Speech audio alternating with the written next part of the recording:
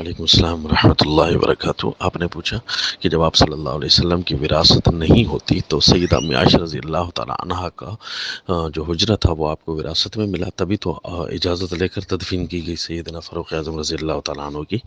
تو یاد رکھیے جی، آپ صلی اللہ علیہ وسلم کی وراثت تو نہیں تھی، لیکن وراثت یعنی زندگی سے پہلے جو ہے چیزیں آپ صلی اللہ علیہ وسلم کے ملک میں تو تھی نا۔ وہ تو قانون یہ ہے کہ جیسے ہی وفات طیبہ ہوتی ہے تو وہ نبی کی جو وراثت ہوتی ہے، ترکہ ہوتا ہے، وہ سارا کا سارا صدقہ بن جاتا ہے، اس میں وہ رسا نہیں چلتے۔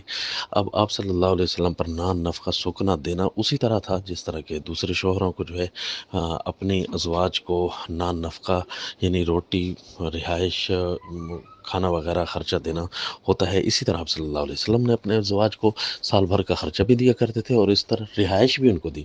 ہر بیوی کو ایک ایک کمرہ حجرہ بطور رہائش کے ملا ہوا تھا، وہ زندگی میں ہی ملک ہو گیا۔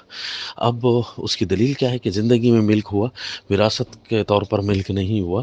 کیونکہ اگر وراثت کے طور پر ملک ہوتا تو اولاد کی موجودگی میں جو ہے بیوہ کو 8واں حصہ ملتا ہے، تو پھر پورا حجرہ نہ ملتا بلکہ وہ 8واں حصہ ملتا، جبکہ 8واں نہیں ملا، 8واں حصہ نہیں ملا بلکہ پورا پورا حجرہ ہی ہر ایک کو دے دیا گیا ہے۔ تو اس کا مطلب یہ ہے کہ وہ وراثت کے طور پر نہیں ملا، وہ زندگی میں ہی مل چکا تھا۔ تو جب ان کا اپنا ہے تو پھر اس وقت وہ جو بھی چاہیں تصرف کر سکتی ہیں۔ السلام۔